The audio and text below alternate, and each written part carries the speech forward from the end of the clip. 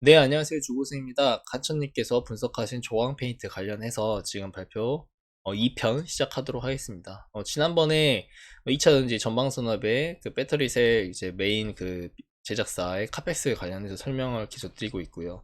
그래서 지금 엄청나게 증설을 하고 있어서 이제 수주 퍼포먼스도 엄청 나오고 있습니다. 우리 포스코 케미칼 음극재, 제가 알기로는 음극재 만드는 회사인 걸로 알고 있는데 국내 대표 회사죠. 그래서 13조 정도 수주를 계속 해하고 공시가 나오고 있죠. 그만큼 정말 이 숫자로 엄청나게 증설하는 거에 대해서 수혜를 보고 있는 소재주의 공시가 계속 연달아서 나오고 있는 걸 보실 수 있어요.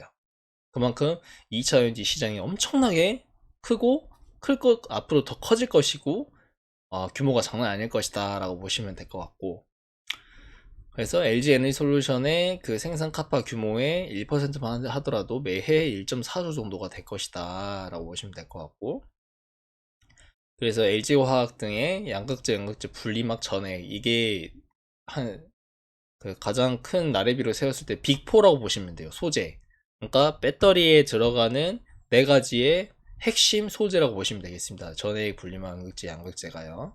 그래서 이 네 개의 4대 소재 외에도 아주 작은 소재 1%만 하더라도 1.4조라는 거예요. 이분이 이렇게 강조를 하고 있고, 어, 파우치 필름 이외에도 실리콘 음극재나 뭐 바인더 등도 있는데, 파우치 필름은 현재 100% 일본에서 지금 독점을 하고 있다라고 설명을 하고 있습니다.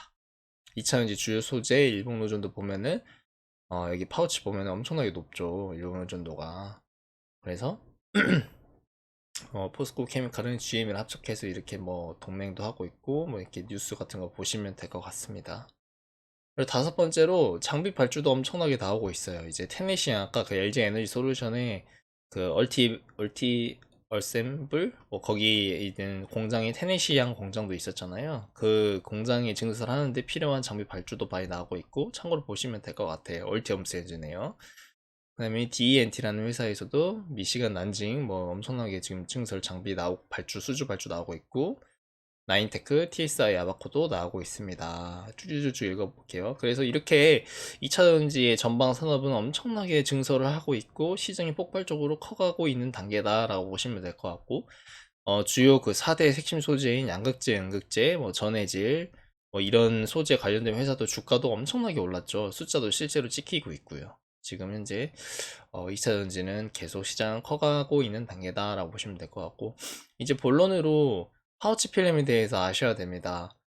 이게 투자 아이디어, 이분이 생각하는 투자 아이디어, 메인 아이디어가 파우치 필름에 들어가는 그 접착제를 만드는 공장을 증설을 했고 거기에서 수익이 나올 것이라는 기대감이 있기 때문에 파우치 필름에 대해서 먼저 알 필요가 있겠습니다.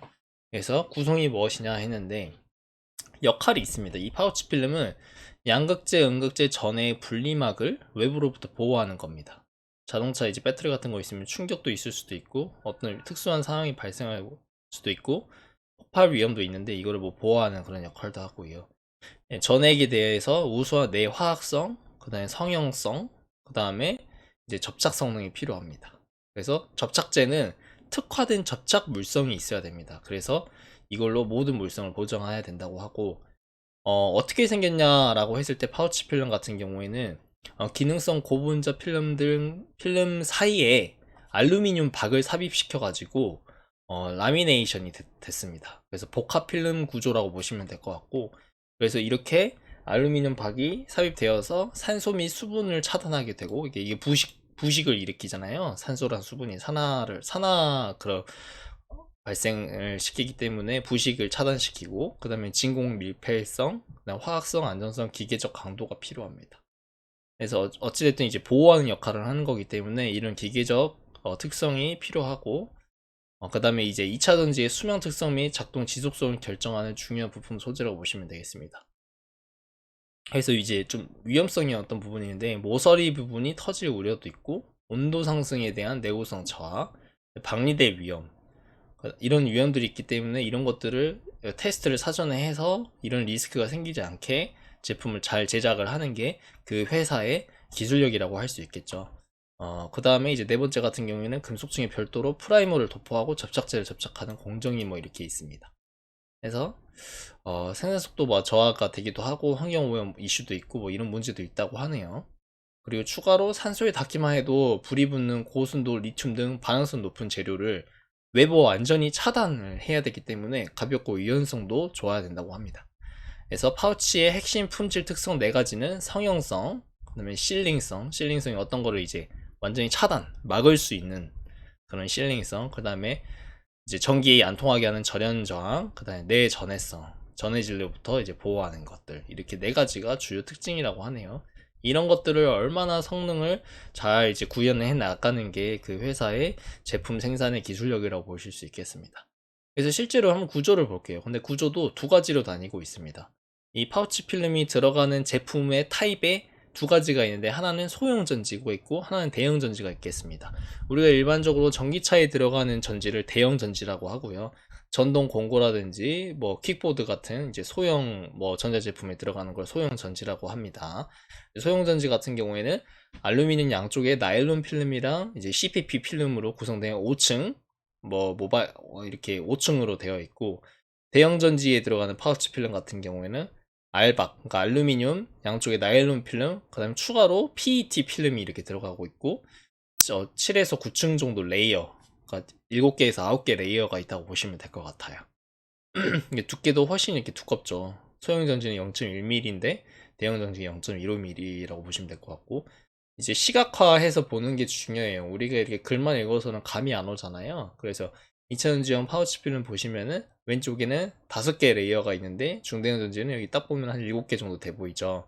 추가로 이렇게 들어가고 있고, 이제 2000전지 파우치 필름, 이거 조광 페인트라는 회사에는 여기에 들어가는 이 접착제를 만드는 신사업을 하려고 한다고 보시면 되겠습니다. 그래서 그림 보시면 될 것 같고, 이제 구조를 보시면 이렇게 소형 셀이랑 중대형 셀 파우치 이렇게 보시면 될 것 같고요. 나일론 알루미늄 좀 더 복잡하죠. 대형 셀에 들어가는 파우치 필름이 쭉 보시면 될 것 같고, 이제 이 레이어를 구성하는 그 각각 성분에 대해서 좀 설명을 하고 있어요.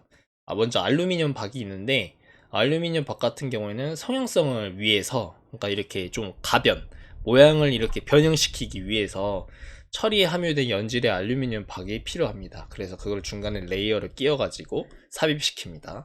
그래서 내부 필름과 접착성 향상 위해서 표면 처리도 하고요. 그 다음에 수증기 포함하는 가스를 막을 수 있는 그 배리어성이 필요하다고 보고 있습니다. 그래서 이제 외부로부터 가스 빛의 투과를 차단하고 기계적 강도도 증대하는 역할을 하고 있습니다. 또 하나의 이제 레이어 중에 하나인 CPP, 캐스트 폴리프로필렌이 있는데, 화학적 안정성이 필요한 내층 필름이고요. 배터리 셀과 접하는 층이라고 보시면 되겠습니다.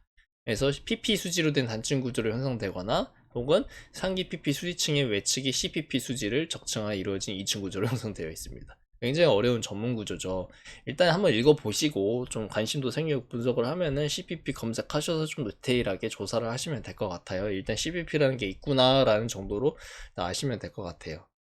그 다음에 또 하나의 레일은 이제 레이어 중에 하나인 소재인 나일론 PET 필름이 또 들어갑니다. 이거는 기계적 안정성을 부여하기 위해 도입을 하고 있고, 이제 고온에 대해서 내열성, 그 다음에 내한, 추위에 대한 내한성, 그 다음에 기계적 강도가 우수한 고분자들로 구성되어 있다고 합니다. 좀 보시면 될 것 같고, 네, 여기 나오네요. 이 접착제. 이게 중요합니다. 이 접착제가 핵심이라고 보시면 될 것 같아요. 이 조광 페인트가 하는 사업에. 네, 폴리우레탄계, 폴리올레핀계 접착제 뭐 이렇게 있다고 하고요. 뭐 두께는 3에서 5 UM, 이게 울트라 뭐 미터인가? 마이크로 뭐 이거 제가 한번 찾아볼게요. 이 정도 두께로 갖고 보시면 될 것 같고, 열 용착 공정에서 필름과 우수한 접착 성능, 이 접착성은 중요하죠. 아까 설명드렸듯이 그 내화학성, 그다음에 성형성이 중요합니다. 그래서 금속층과의 접착력을 향상시키는 역할을 하고, 그러니까 레이어끼리 잘 접착이 되도록 하는 역할도 필요하고, 그 다음에 성형성도 있어야 됩니다. 그래서 접착제를 이제 대신해서 화학적으로 접착하는 일반 접착제를 대신해서 사용하는 거라고 보시면 될 것 같고, PP 수지, 열활성 PP 수지가 혼합된 혼합 수지를 사용한다고 합니다. 그래서 금속층과 접착성이 높은 편이고, 특히 PP 수지, 그 다음에 CPP는 고분자 수지로 PE와의 혼합성이 높다, 뭐 이렇게 특징이 있는 것 같습니다. 그래서 조광 페인트 같은 경우에는 TIM, Thermal Interference Material 이라고 하는데, 여기에 해당된다고 하는데, 일단 이 편은 여기까지 마치겠고 3편에 이어서 설명드리도록 하겠습니다. 좋아요, 구독하기 부탁드리도록 하겠습니다. 3편에서 뵙겠습니다.